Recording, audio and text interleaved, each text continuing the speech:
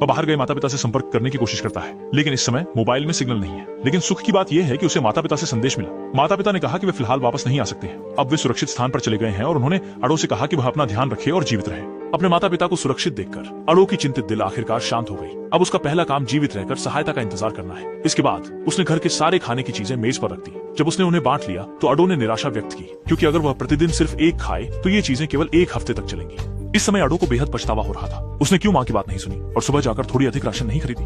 अब स्थिति ऐसी है कि अडो को वास्तविकता को स्वीकारना पड़ा। इसी तरह दूसरे दिन आया।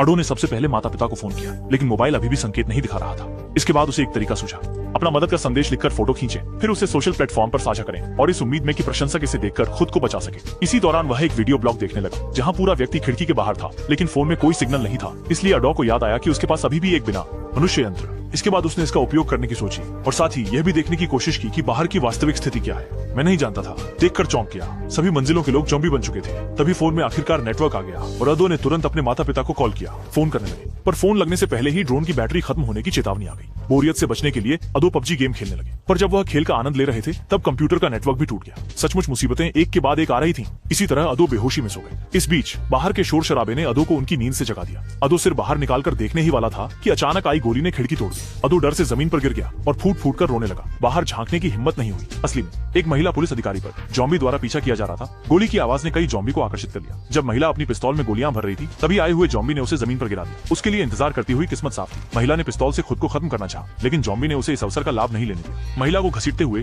बेसमेंट की तरफ खींचने लगा। जब महिला अंतिम संघर्ष कर रही थी, तभी आडू से रहा नहीं गया। वह ज़ॉम्बी की तरफ चिल्लाया, उम्मीद के साथ कि ज़ॉम्बी का ध्यान भटक जाएगा और महिला भाग सकेगी। लेकिन आडू की आवाज कितनी भी जोरदार थी, वह स्पष्ट रूप से व्यर्थ थी। अगले ही पल महिला नजर से गायब हो गई। अडो का गुस्सा अभी तक शांत नहीं हुआ था कि उसकी दरवाजे के बाहर से जोर का शोर आया। अडो की आवाज से ज़ॉम्बी आकर्षित हो गए और जब अडो ने आगे जाकर देखा तो एक ज़ॉम्बी पहले ही दरवाजा तोड़कर अंदर आ चुका था।